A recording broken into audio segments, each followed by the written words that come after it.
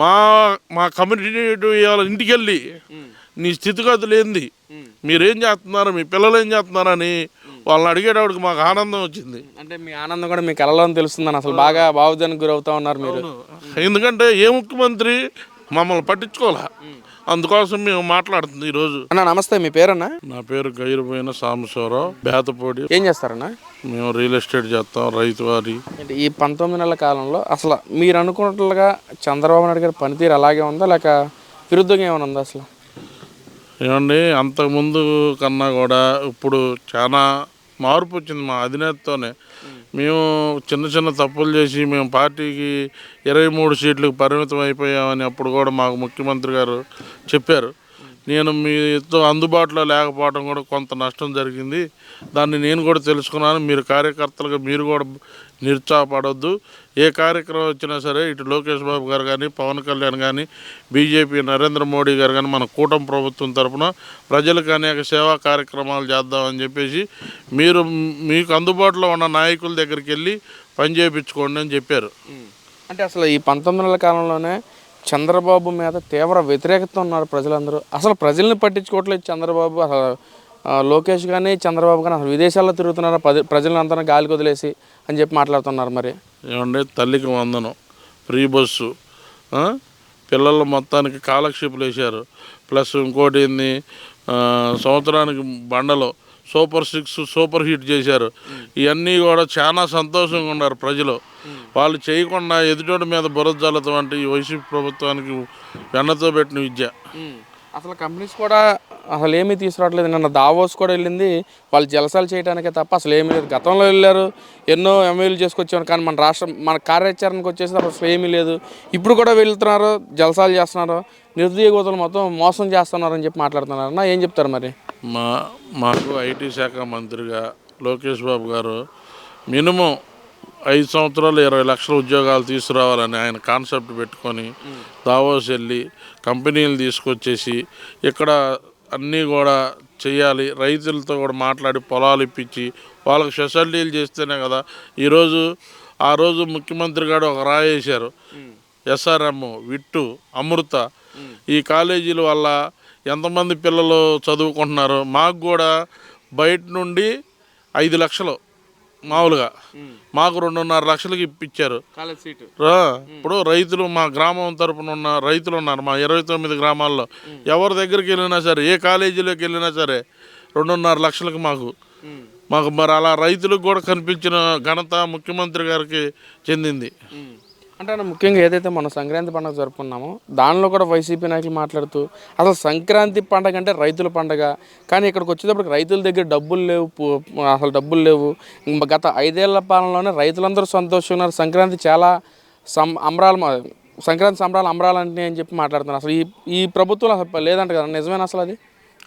మన పక్క రాష్ట్రం నుండి టోల్ గేట్ల దగ్గర కారులు చూస్తే వాళ్ళకు వచ్చారో రాలేదో తెలిసింది. మనం నోటితో చెప్పడం కాదుగా పండుగ ఎలా చేసుకున్నారో. పక్క రాష్ట్రం నుండి వచ్చి ముఖ్యమంత్రి చంద్రబాబు నాయుడు గారు గ్రామాల్లోకి వెళ్ళి ఆయన కూడా ఒక నిదానం చేశాడు. మనం సొంత గ్రామానికి వెళ్ళి గ్రామంలో ఉన్న పండగకి వెళ్ళి అందరూ కూడా వెళ్ళి కార్యక్రమం చేసుకోవాలని చెప్పేసి ఒక పిలుపునీయంగానే 30 లక్షల మంది దగ్గర రాష్ట్రం నుండి వచ్చి, పక్క రాష్ట్రం నుండి వచ్చి జరుపుకున్నారు. అంటే అసలు గతంలో జరుపుకున్న డబ్బులు లేవంట కదా, నిజమేనది? డబ్బులు లేకపోతే ఇప్పుడు ఈ కార్లు వేసుకొని పనులు కూడా సరిగ్గా లేవు ఈ ప్రభుత్వంలో అంటున్నారు. పనులు లేవో ఉన్నాయో ఇక్కడ రైతాంగంలో ఉన్న వాళ్ళకి తెలిసిద్ది. 29 గ్రామాల్లో ఏమేమి రోడ్లు జరుగుతున్నాయో, ఏమేమి పనులు చేస్తున్నారో తెలిసింది కదా. వచ్చి చూస్తే నువ్వు చేసింది కూడా తెలిసింది కదా. నువ్వు 5 సంవత్సరాలు చేసావు కదా ముఖ్యమంత్రిగా, 5 సంవత్సరాలు చేసి దీనికి పరిమితం అయిపోయావు ఆఫీసులకి.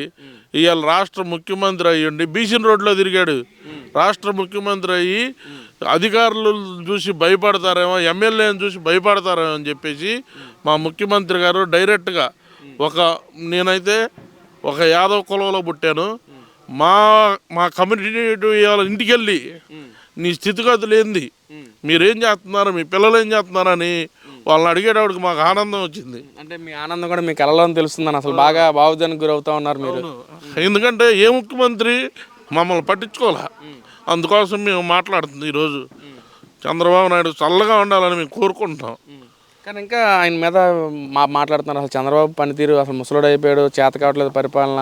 ఇటు లోకేష్ కూడా కుర్ర వయసే కానీ అసలు ఎలా చేయాలో తెలియట్లేదు లోకేష్కి అని చెప్పి మాట్లాడుతున్నారు కొంతమంది. మరి ఏమంటే సక్రమంగా పనిచేస్తే 11 సీట్లకు పరిమితం అవుతారా? మీరు చేసిన తక్కదిదాలు ఏంటంటే ఒక అందుకు చెబుతున్నాం. రాజశేఖర రెడ్డి గారు మా చంద్రబాబు గారు ఓడిపోయారు, రాజశేఖర రెడ్డి గారు గెలిచారు. ఆయన చేసిన విధానాన్ని కొనసాగించారు తప్ప ఎక్కడా కూడా ఆపలేదు. రాష్ట్ర ముఖ్యమంత్రులు ఎవరైనా ఓడపలు గెలుపుతారు సహజ ధర్మం అయ్యి, ఈ ముఖ్యమంత్రి బాగా చేస్తారేమోనన్న ఆలోచనతో వాళ్ళ నాన్నగారు చేశారు కదా, ఈయన కూడా చేస్తారన్న ఆలోచనతో ఒక తప్పుదం చేసి నిన్ను ముఖ్యమంత్రి పీఠం ఎక్కించారు. కానీ జనంలో నువ్వు ముఖ్యమంత్రి అవడం అనేది అసంభవం మాట. ఇంకా సవాల్ చేస్తున్నారు వైసీపీ వాళ్ళు, అసలు మాకు 175 వద్దు, అసలు మాకు 88 మ్యాజిక్ ఫిగర్ దాడితే మామూలుగా ఉన్నది అంటున్నారు. మరి ఏమండి మొన్నటిదా చెప్పారుగా 175కు 175 కుప్పంలోకి వెళ్తే చెప్పులు ఉడతారని కొడాలని చెప్పాడు. ఎడిపోయాడు, కౌంటింగ్ సగంలోనే వెళ్ళిపోయారు కొడాలని వంశీ. ఏంది అట్టానే విర్రవేయకూడదు. అధికారం ఉంది, అధికారం ఎవరికి శాశ్వతం కాదు. ఇలా మా నాయకుడే చెబుతాడు మమ్మల్ని కంట్రోల్. మీరు ఎవరు కూడా ఇప్పుడు నువ్వు అధికారంలో లేవు, అధికారంలో లేకుండా మమ్మల్ని నియంత్రణ చేయాలని చూస్తున్నావు ఈ రోజు కూడా.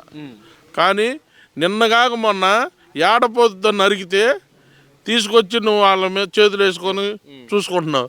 మా ముఖ్యమంత్రి అసలు అలాంటి ప్రోత్సహించడు, మా నాయకుడు ప్రోత్సహించడు.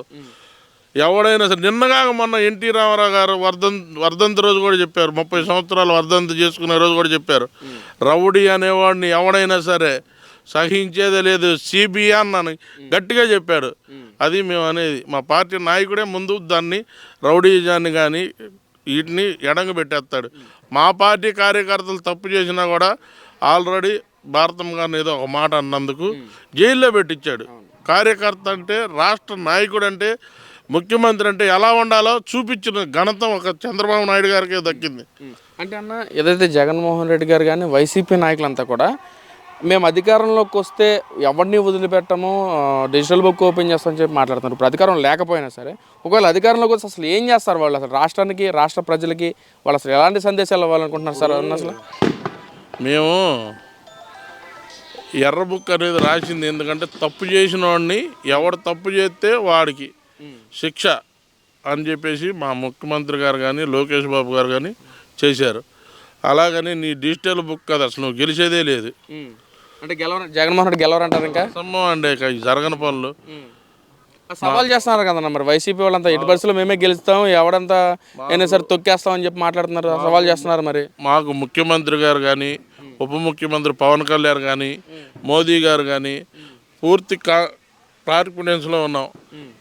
ఈ కూటమి 15 సంవత్సరాలు చక్కగా మా రాజధాని కానీ రాష్ట్రం కూడా సస్యశ్యామలం అవ్వాలని ముఖ్యమంత్రి గారు పవన్ కళ్యాణ్ గారు పదే చెబుతున్నారు. ఈ రాష్ట్రాన్ని ముందుకు తీసుకెళ్లాలా అని చెప్పేసి ముఖ్యమంత్రి గారు ఉప ముఖ్యమంత్రి గారు మోడీ గారు కూడా ఇప్పుడు 29 రాష్ట్రాల్లో వచ్చిన నిధులు మన రాష్ట్రానికి 25% వచ్చిందని నిన్న మా ముఖ్యమంత్రి గారే చెప్పారు. ఎందుకు అది సిబిఐ అంటే అన్నాడు. అంటే డెవలప్ చేయటం మా వంతు. ఈ మాటలు ఇవన్నీ మా వాళ్ళు కాదు. చంద్రబాబు విజనరీ అని చెప్పుకున్నాడు అని చెప్పి గెలిచాడు. గెలిచిన తర్వాత అసలు విజనరీ ఎక్కడ లేదు, అసలు మొత్తం జీరో గుడ్డు సున్నా పెట్టేశాడు మన రాష్ట్రాన్ని అని చెప్పి మాట్లాడుతున్నారు. మరి దానికి హైదరాబాద్లో విజనరీ ఎవరో 2020 చెప్పారుగా, ఇప్పుడు 2047 చెబుతున్నారుగా. చూడమనండి ఇంకా 3 సంవత్సరాలు ఆగి అమరావతి రాజధాని చూస్తే ఎవరు విజనరీ కాదో తెలిసిపోయింది. ఇప్పటికే రైతులు ఆనంద బాష్పాల్లో ఉన్నారు. గజం 40,000 అంటే చక్కగా బంగారు వాళ్ళు అమ్ముకుంటున్నారు, పిల్లలు చదివించుకుంటున్నారు, వాళ్ళు మంచి ఆర్థిక స్థితుల నుండి మెరుగైపోయారు. ఈ 29 గ్రామాల రైతులే కాదు రాష్ట్రం నుండి ఇక్కడ రాజధాని బాగుంటే అన్ని గ్రామాల్లో ఇక్కడ నుండి అమ్ముకొని వెళ్ళి ఇంకోసారి కొనుక్కొని రైతు ఎక్కడ కూడా రైతుగానే ఉంటాడు. ఆయన ఏంటంటే ఇక్కడ రేట్ వచ్చింది అమ్ముకొని ఆ పక్కన 4 ఎకరాల పొలం కొనుక్కుంటాడు, ఆ పొలంలో పండించుకుంటానికి చూస్తాడు. లేదంటే రైతు అక్కడ ఉన్న కౌలుకి ఇచ్చుకొని ఆ పిల్లల్ని పోషించుకోవడానికి చూస్తారు.